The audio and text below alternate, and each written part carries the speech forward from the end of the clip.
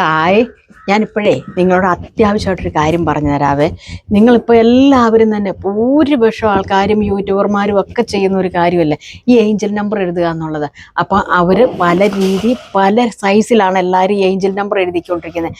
ചിലർ നമ്മൾ പറയില്ല, പ്രപഞ്ചത്തോട് ചോദിച്ചിട്ട് പ്രപഞ്ചത്തിനൊരു ശക്തിയുണ്ട്, ആ ശക്തിക്ക് നടത്താൻ പറ്റാത്തതായിട്ടൊന്നുമില്ല, പ്രപഞ്ചമേ ഇതെനിക്ക് നടത്തി തരണേ, ഇത് ചെയ്തു തരണേ എന്ന് പറഞ്ഞ് നമ്മൾ അപേക്ഷിച്ചാൽ നമുക്ക് നടക്കും എന്നുള്ളത് അത് ഉറപ്പായ കാര്യമാണ്. നിങ്ങൾ അതിന് മുമ്പ് ഇങ്ങനെയൊന്ന് ചെയ്യണം. നിങ്ങളെല്ലാവരും ജനിച്ചത് ഒരു ഡേറ്റ് ഉണ്ടല്ലോ. ചിലർ 8-ാം തീയതി ജനിച്ചവരുണ്ട്, ചിലർ 22-ാം തീയതി ജനിച്ചവരുണ്ട്, ചിലർ മാസം അവസാനം ജനിച്ചവരുണ്ട്, ചിലർ 1-ാം തീയതി ജനിച്ചവരുണ്ട്. ഇവിടെ ഞങ്ങളുടെ കുഞ്ഞ് ഫെബ്രുവരി 1-ാം തീയതിയാണ് ജനിച്ചത്. അപ്പോൾ എന്താ ചെയ്യേണ്ടത്? നമ്മൾ ഡേറ്റ് ഓഫ് ബർത്ത് അത് മൊത്തം എഴുതണ്ട, നമ്മുടെ ഡേറ്റ് മാത്രം എഴുതിയാൽ മതി. മാസവും എഴുതണ്ട, ജനിച്ച ആണ്ടും എഴുതണ്ട.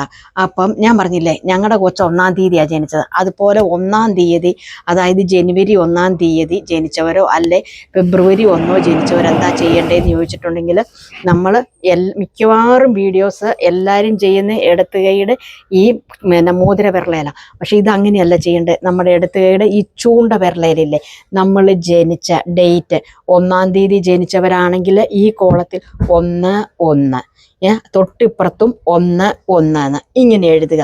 ഇതും ഒരു ഏഞ്ചൽ നമ്പറായിട്ട് തന്നെ നിങ്ങൾ കണക്ക് കൂട്ടി എഴുതിയാൽ മതി. പക്ഷേങ്കിൽ ഇത് നമ്മുടെ ജനിച്ച ഡേറ്റാണ്.